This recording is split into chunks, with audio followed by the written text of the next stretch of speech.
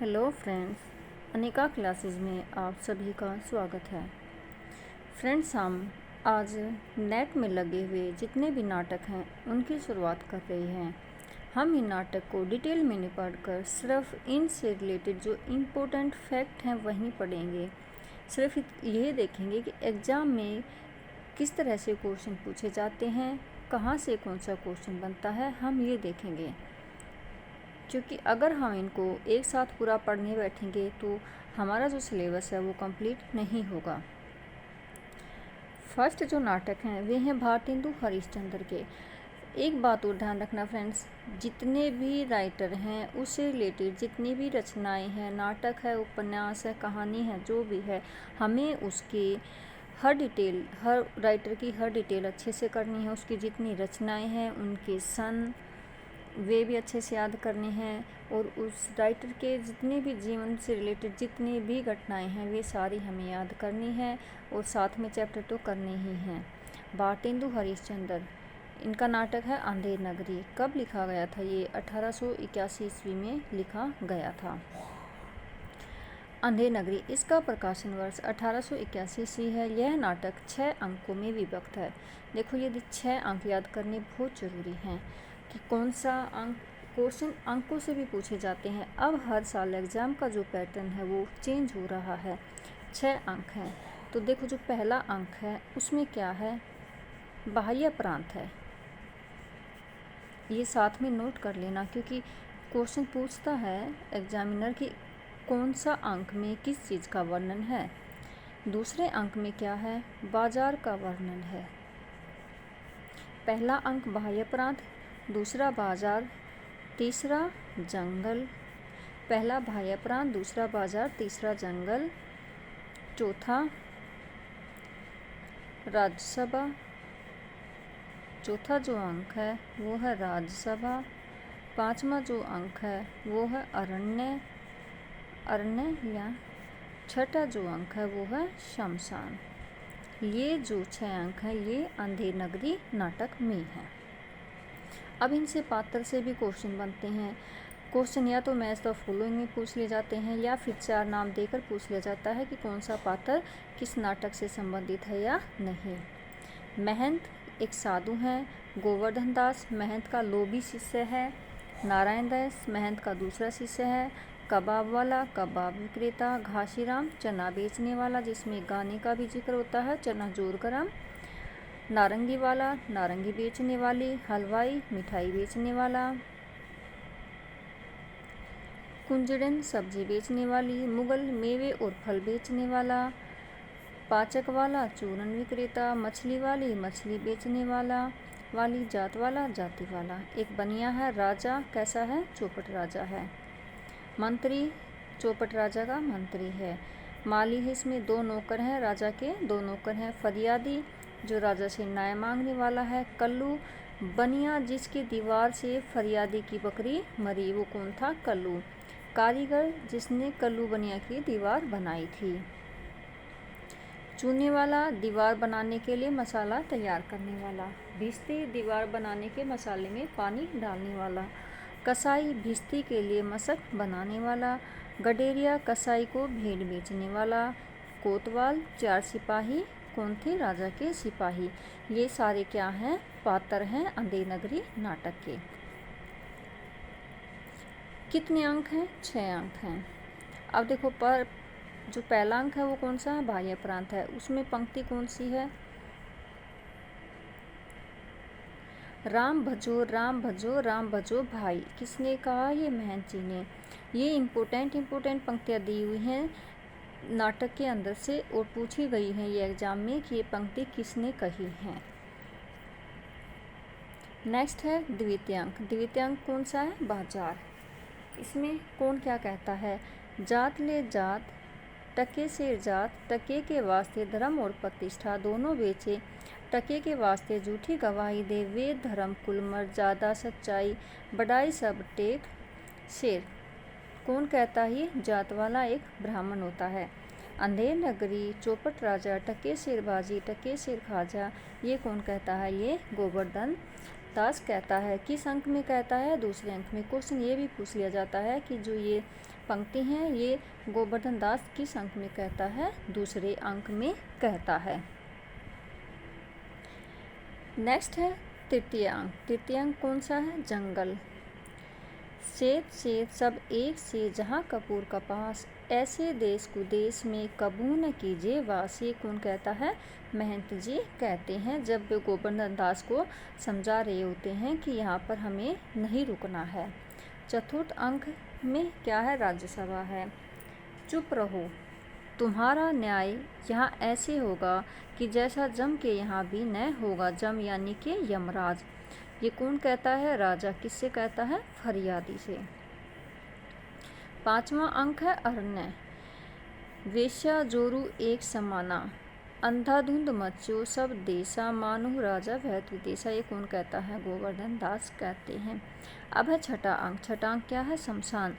जहाँ न धर्म न बुद्धि ना ही नीति न सुजन समाज, ऐसे ही आपहु न से जैसे चौपट राज। ये कौन कहता है? महंत। तो ये नाटक तो बहुत बड़ा है अगर हम इसको पढ़ने लगेंगे, लेकिन ये शॉर्ट है। इसमें किसका प्रकाशन वर्ष क्या था, इसमें अंक कितने थे, कौन कौन से अंक हैं और पात्र कौन कौन से हैं, किस अंक में किसने क्या बात कही है, ये बहुत ही ज़्यादा इम्पोर्टेंट है। अब है भारतेंदु का ही अगला नाटक जो है वो है भारत दुर्दशा। इसमें दो नाटक लगे हुए हैं भारतेंदु के, एक तो अंधेर नगरी है, एक है भारत दुर्दशा। भारत दुर्दशा का प्रकाशन 1880 है, अंधेर नगरी हमारा 1881 ईस्वी है। इसका प्रकाशन वर्ष 1880 ईस्वी है। भारत की तत्कालीन राजनीति व सामाजिक दुर्दशा का प्रतीकात्मक चित्रण है। भारत दुर्दशा में किसका वर्णन है? भारत की तत्कालीन राजनीतिक व सामाजिक दुर्दशा का प्रतीकात्मक चित्रण है। अब भारत दुर्दशा में पात्र कौन से हैं? सारे पात्र बहुत ही इम्पोर्टेंट हैं, क्योंकि जो अभी लास्ट टाइम जो एग्ज़ाम हुआ था उसमें इन पात्रों से क्वेश्चन पूछे गए थे। भारत दुर्देव, भारत भाग्य, सत्यानाश, रोग, आलस्य, मदिरा, अंधकार, निर्लजता, डिसएबिलिटी। ये भी पूछा जाता है कि कौन सा पात्र पहले आता है। ये सारे पात्र हैं। अब इसमें भी कितने अंक हैं? देखो इसमें भी 6 अंक हैं। भारत दुर्दशा में भी 6 अंक हैं। जो पहला अंक है वो कौन सा है? वीथी। पहला अंक इसमें वीथी है। दूसरा अंक इसमें शमशान है। अंधेर नगरी में शमशान छठा अंक था। भारत दुर्दशा में शमशान दूसरा अंक है। तीसरा अंक है मैदान। चौथा अंक है कमरा। पांचवा अंक है किताबखाना। पांचवा अंक है किताबखाना। ये अंक बहुत ज़्यादा इम्पोर्टेंट हैं। छठा अंक है गंभीर वन का मध्य भाग। गंभीर वन का मध्य भाग। इसमें भी यही बताना है किस अंक में कौन क्या कहता है। और जो हमारा पहला अंक है वीथी, पहला अंक है ये वीथी है। इसमें ये क्या है? सबसे छोटा अंक माना गया है। वीथी पहला अंक है और ये सबसे छोटा अंक माना गया है। इस अंक की शुरुआत एक योगी के लावनी गाने से होती है। पूछ लिया जाए कि लोग योगी है जो, उसकी लावनी गाने की शुरुआत किस अंक से शुरू होती है? पहले अंक से शुरू होती है। रोहू सब मिलके आहू भारत भाई, लरी पैद एक जनी डुबाई पुस्तकी सारी, अंग्रेज राख सुख साज सजे सब भारी। ये किसकी है? ये है एक योगी की है और ये क्या है? कि लावनी है। अब इसमें देखो दूसरा तीसरा चौथा अंक नहीं दिया है, इसमें सीधा चौथा अंक दिया, दूसरा तीसरा नहीं है।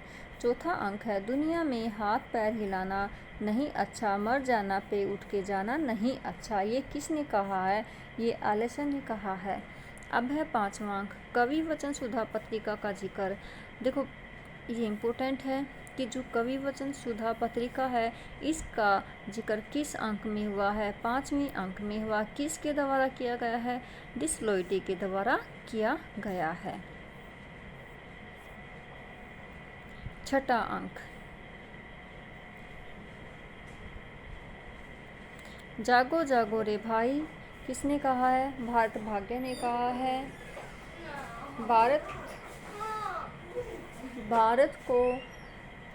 भारत भाग्य बहुत ही प्रयास कर जब जगाने में असफल हो जाता है तो भारत भाग्य आत्महत्या कर लेता है।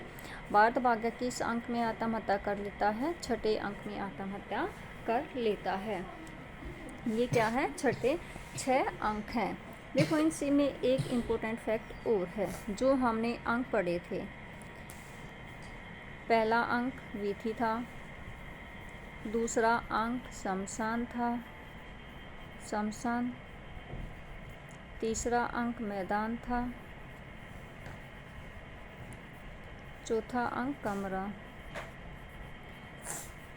पहले ही 4 देखो। जो वीथी इसमें क्या है? एक योगी लावनी गाता है, ये हमारा हो गया। दूसरा अंक शमशान है, इसमें क्या होता है? भारत का प्रवेश होता है। भारत का प्रवेश किस अंक में होता है? दूसरे अंक में होता है। दूसरा अंक क्या है हमारा? शमशान है। जो तीसरा अंक है मैदान, मैदान में किसका आगमन होता है? इसमें होता है भारत दुर्दैव का आगमन होता है। भारत